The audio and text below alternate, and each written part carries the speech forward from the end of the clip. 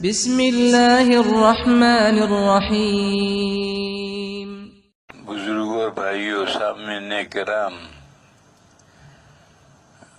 کل میرے دوستوں نے خبر دی تھی کہ کچھ مشغولیت تھی، کس کام میں دیوبند جانے کی تیاری میں مشغولیت تھی، اس وجہ سے بیان نہیں ہوا۔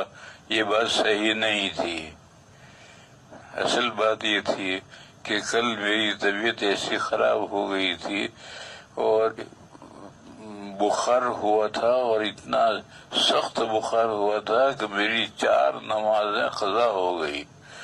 عصر سے پہلے ظہر تو میں نے پڑھی، پھر اس کے بعد لیٹا تو عصر مغرب عشاء اور فجر 4 نمازیں قضا ہو گئی۔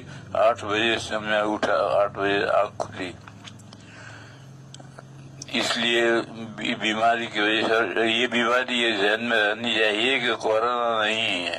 میں نے آج خون ٹیسٹ کرایا تو رپورٹ یہ آئی کہ یہ نارمل بخار ہے، عام بخار ہے، موسمی بخار ہے، یہ کورونا نہیں ہے۔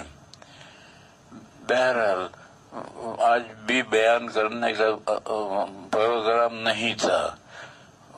میرے ایک دوست ہیں ایران میں، مولی حکمت اللہ سلمہ، ان کا فون آیا تھا۔ انہوں نے کہا کہ بیان آج مت کرو۔ میں نے کہا کروں گا آج بیان۔ ایک بڑے آدمی ہیں کراچی میں، مولانا عبدالرؤف، ان کا فون آیا تھا کہ بیان کرنا ہو تو مختصر بیان کرو۔ میں نے کہا یہ بات ٹھیک ہے، مختصر بیان کروں گا، تفصیلی بیان نہیں کروں گا۔